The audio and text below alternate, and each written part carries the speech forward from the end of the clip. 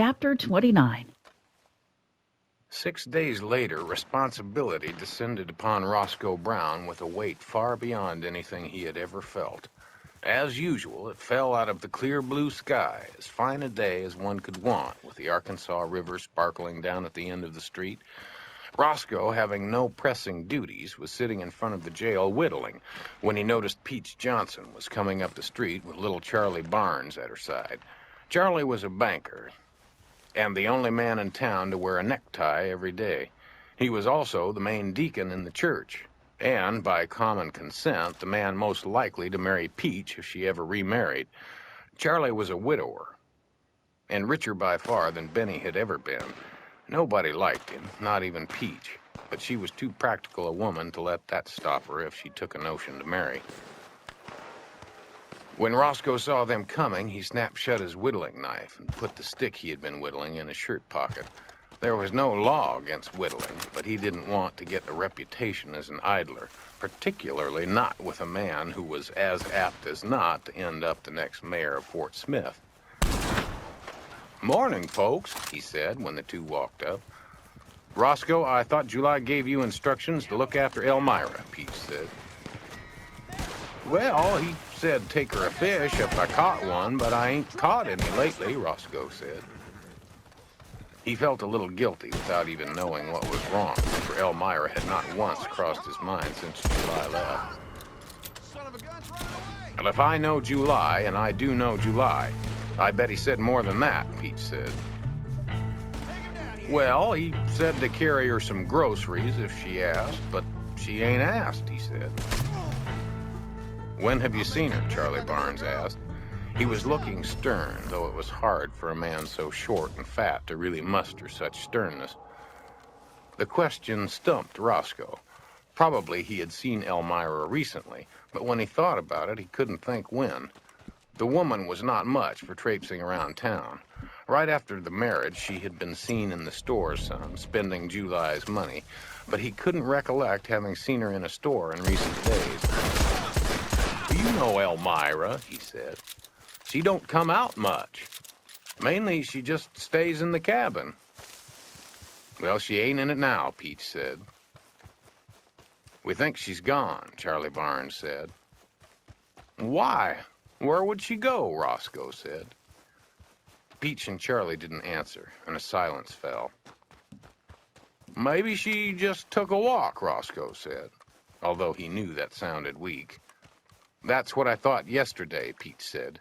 "She wasn't there yesterday, and she ain't there today. I doubt she'd take no overnight walk." Roscoe had to admit it was unlikely. The nearest town, Catfish Grove, was 14 miles away, and not much of a destination at that. "Maybe she just don't want to answer the door," he said. "She takes lots of naps." "Nope, I went in and looked," Peach said. "There ain't a soul in that cabin, and there wasn't yesterday neither." "We think she's gone," Charlie Barnes said again. He was not a talkative man. Roscoe got up from his comfortable seat. If Elmira was indeed gone, that constituted a serious problem. Peach and Charlie stood there as if they expected him to do something, or tell them right off where she had gone. "I wonder if something got her," he asked, thinking out loud. There were still plenty of bears in the woods, and some said that there were panthers, though he himself had never seen one. "If she wandered off, anything could have got her," he said. "Could have been an animal, or it could have been a man." "Why, Peach, I don't know why a man would want her," Roscoe said, only to realize that the remark probably sounded funny. After all, Peach was related to her.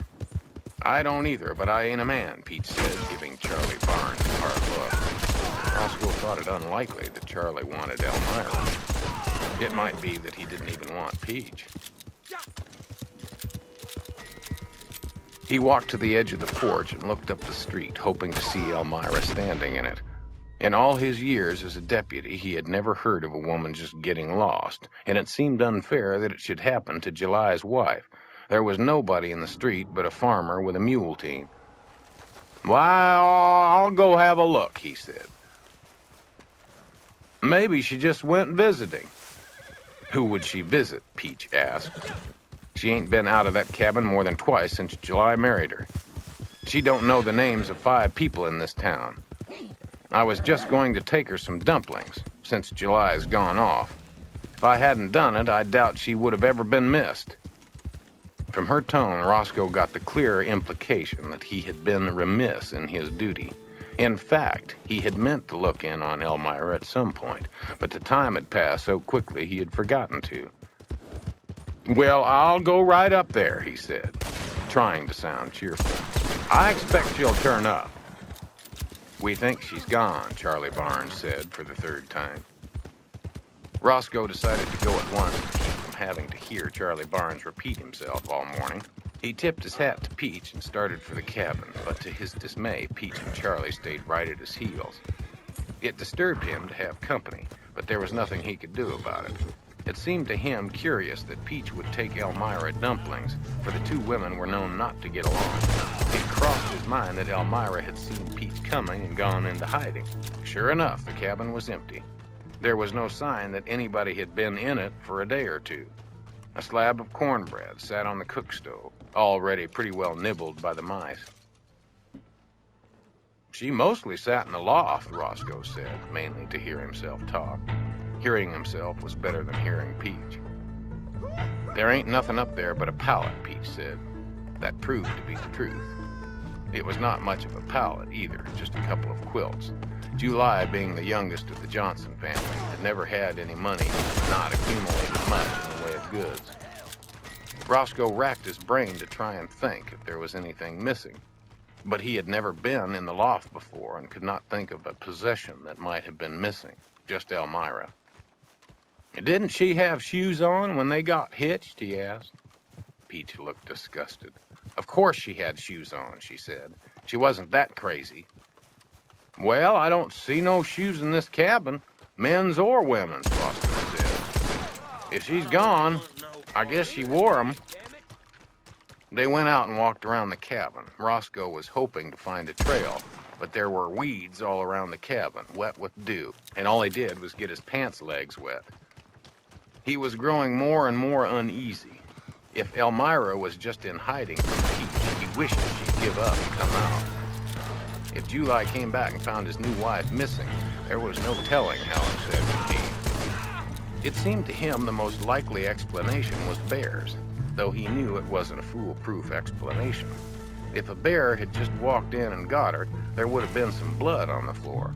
On the other hand, no bear had ever walked into Fort Smith and got a woman, though one had entered a cabin near Catfish Grove and carried off a baby.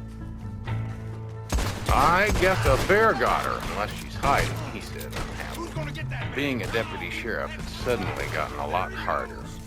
"We think she's gone," Charlie Barnes said with an irritating persistence. "If a bear had got her, of course she would be gone." "He means we think she's left," Pete said. That made no sense at all, since the woman had just married July. "Left to go where?" he said. "Left to do what?" "Roscoe, you ain't got the sense God gave a turkey," Peach said, abandoning her good manners. "If she left, she just left. My guess is she got tired of living with July." That was such a radical thought that merely trying to think it gave Roscoe the beginnings of a headache. "My God, Peach," he said, feeling stunned. "There's no need to swear, Roscoe," Peach said. "We all seen it coming. July's a fool, or he wouldn't have married her." "It could have been a bear, though," Roscoe said. All of a sudden, it seemed the lesser of 2 evils. If Elmira was dead, July might eventually get over it. If she had run off, there was no telling what he might do. "Well, where's the tracks, then?" Peach asked. "If a bear came around, all the dogs in this town would have barked, and half of the horses would have run away. If you ask me, Elmira's the one that run away." "My God," Roscoe said again. He knew he was going to get blamed no matter what. "I bet she took that whiskey boat," Peach said. In fact, the boat had headed upriver only a day or 2 after July left. It was the only logical explanation. No stage had passed through in the last week. A troop of soldiers had come through going west, but the soldiers wouldn't have taken Elmira. The boat had been filled with whiskey traders, headed up for Bent's Fort.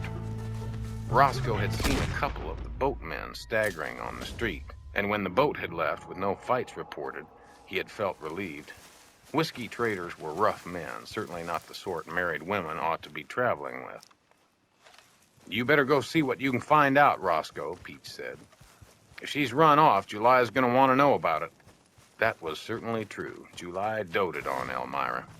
It took no more than a walk to the river to confirm what Pete had suspected. Old Sabin, the ferryman, had seen a woman get on the whiskey boat the morning it left. "My God! Why didn't you tell me?" Roscoe asked. Old Sabin just shrugged. It was none of his business who got on boats other than his own. "I figured it was a whore," he said. Roscoe walked slowly back to the jail, feeling extremely confused. He wanted badly for it all to be a mistake. On the way up the street, he looked in every store, hoping he could find Elmira in one of them, spending money like a normal woman, but she wasn't there. At the saloon, he asked Renfro, the barkeep, if he knew of a whore who had left town lately, but there were only 2 whores in town, and Renfro said they were both upstairs asleep. It was just the worst luck. He had worried considerably about the various bad things that might happen while July was gone, but the loss of Elmira had not been among his worries. Men's wives didn't usually leave on a whiskey barge.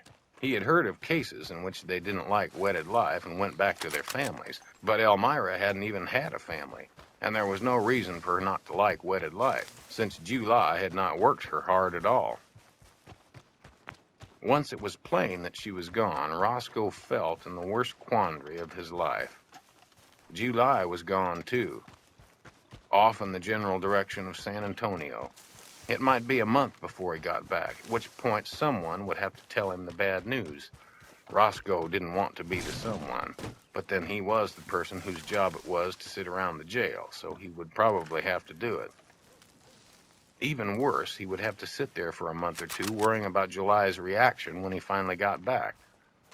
Or it could be 3 months or 6 months. July had been known to be slow. Roscoe knew he couldn't take 6 months of anxiety. Of course, it just proved that July had been foolish to marry, but it didn't make the situation any easier to live with. In less than an hour, it seemed that every single person in Fort Smith found out that July Johnson's wife had run off on a whiskey barge. It seemed the Johnson family provided almost all the excitement in town, the last excitement having been Benny's death. Such a stream of people came up to question Roscoe about the disappearance that he was forced to give up all thought of whittling, just at a time when having a stick to whittle on might have settled his nerves. People who had seldom laid eyes on Elmira suddenly showed up at the jail and began to question him about her habits, as if he was an authority on them, though all he had ever seen the woman do was cook a catfish or 2. One of the worst was old Lady Harkness, who had once taught school somewhere or other in Mississippi and had treated grown-ups like school children ever since. She helped out a little in her son's general store, where evidently there wasn't work enough to keep her busy. She marched across the street as if she had been appointed by God to investigate the whole thing. Roscoe had already discussed it with the blacksmith and the postmaster and a couple of cotton farmers, and was hoping for a little time off in which to think it through. Old Lady Harkness didn't let that stop her. "Roscoe, if you was my deputy, I'd arrest you," she said. "What do you mean letting somebody run off with July's wife?" "Nobody run off with her," Roscoe said. "She just run off with herself, I guess." "What do you know about it?" Old Lady Harkness said. "I don't guess she'd just have got on a boat full of men if she wasn't partial to one of them." "When are you going after her?" "I ain't," Roscoe said, startled. It had never occurred to him to go after Elmira. "Well, you will unless you're good for nothing, I guess," the old lady said. "This ain't much of a town if things like that can happen, and the deputy just sit there." "It never was much of a town," Roscoe reminded her, but the point, which was obvious, merely seemed to anger her. "If you ain't up to getting that woman, then you better go get July," she said. "He might want his wife back before she gets up there somewhere and gets scalped." Then she marched off, much to Roscoe's relief, He went in, took a drink or two from a bottle of whiskey he kept under his couch, and usually only used it as a remedy for toothache. He was careful not to drink too much, since the last thing he needed was for people in Fort Smith to get the notion he was a drunk. But then, the next thing he knew, despite his care, the whiskey bottle was empty, and he seemed to have drunk it, although it did not feel to him like he was drunk. In the still heat, he got drowsy and went to sleep on the couch, only to awake in a sweat to find Peach and Charlie Barnes staring down at him. It was very upsetting, for it seemed to him the day had started out with Peach and Charlie staring down at him. In his confusion, it occurred to him that he might have dreamed the whole business about Elmira running off. Only there were Peach and Charlie again. The dream might be starting over. He wanted to wake up before it got to the part about the whiskey bars, but it turned out he was awake after all. "Is she still gone?" he asked, hoping by some miracle that Elmira had showed up while he was sleeping. "Of course she's still gone," Pete said. "And you're drunk on the job. Get up from there and go get July." "But July went to Texas," Roscoe said. "The only place I've ever been is Little Rock, and it's in the other direction." "Roscoe, if you can't find Texas, you're a disgrace to your profession," Peach said. Peach had a habit of misunderstanding people, even when the point was most obvious. "I can find Texas," he said. "The point is, can I find July?" "He's riding with a boy, and he's going to San Antonio," Pete said. "I guess if you ask around, someone will have seen them." "Yeah, but what if I miss him?" Roscoe asked. "Then I guess you'll end up in California," she said. Roscoe found that he had a headache, and listening to Peach made it worse. "His wife's gone," Charlie Barnes said. "Darn it, Charlie, shut up," Peach said. "He knows that.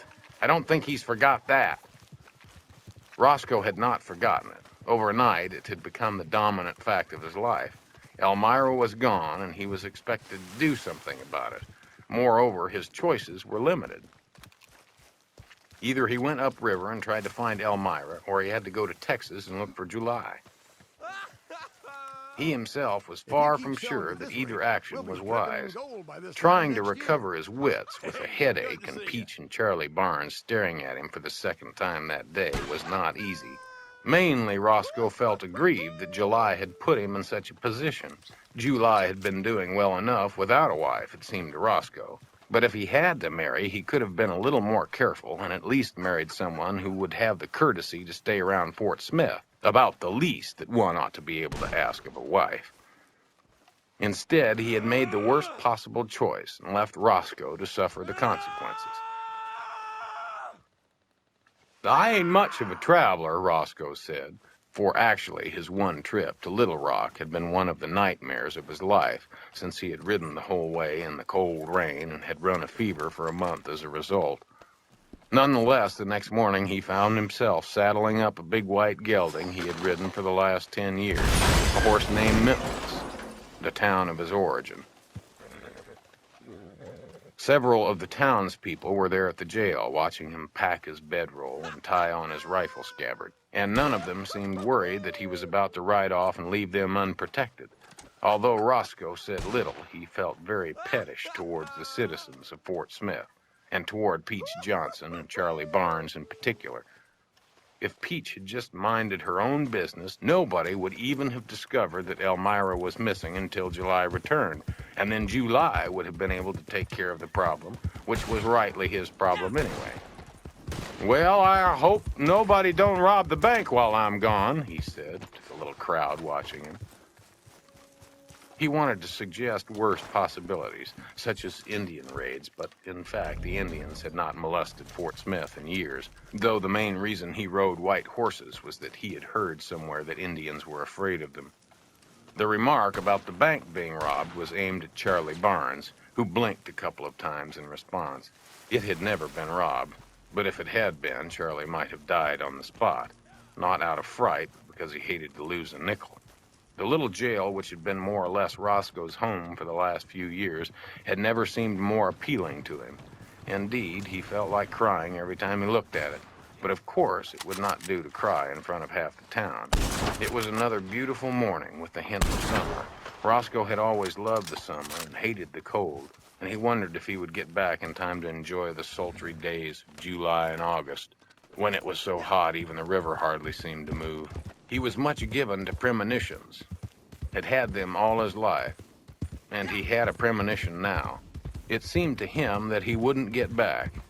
It seemed to him he might be looking his last on Fort Smith, but the townspeople gave him no chance to linger or be sorry. "Elmira will be to Canada before you get started," Peach pointed out. Reluctantly, Roscoe climbed up on Memphis, a horse so tall it was only necessary to be on him to have a view. "Well, I hate to go off and leave you without no deputy," he said. "I doubt if July will like it. He put me in charge of this place." Nobody said a word to that.